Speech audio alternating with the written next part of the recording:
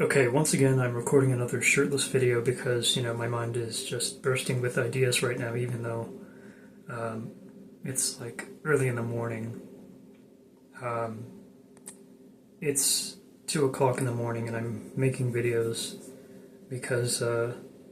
my mind is just buzzing with different ideas that I think are worth recording a very primitive version of right now. So in this video, I just want to say that you want to keep a brain optimizing lifestyle regardless of your IQ score. There is an online IQ test that I think can be discovered at the URL realiq.online or something. And, I happened to take this test once when I was feeling excellent, and I was well rested, I wasn't depressed, I had taken a sound multivitamin in the morning. I just finished exerting my mind on the writing of a rigorous new essay, and I had done a little bit of cardiovascular exercise and I was well hydrated, and there were many factors that went into permitting me to get a really good score on that particular online IQ test, which purports to be a uniquely useful free online IQ test. But, after a few weeks, I retook that test when I was dealing with depression and sleep deprivation and a lack of sound recent nutritional intake, and there was a constantly active, distracting noise in my environment, and I wasn't necessarily as hydrated as I should have been, and I hadn't done cardiovascular exercise prior to taking the test, and I hadn't engaged in deep and serious intellectual activity prior to taking the test, and so on and so forth. So the second time I took the test, I actually did comparably poorly on it, even though I still, scored better than the average member of most major, members of my persistent and stable economic class. So even if you get a really good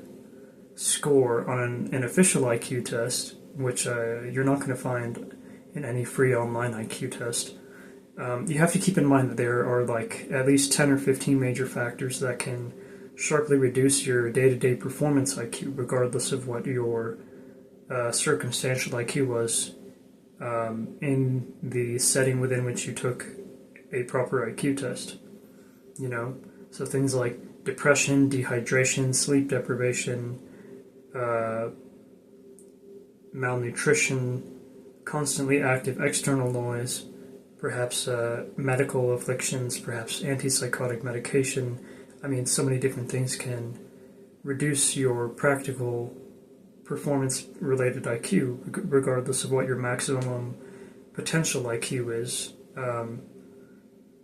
based on your genetics and upbringing and environmental conditions and incentives to perform well in IQ tests or any other cognitively demanding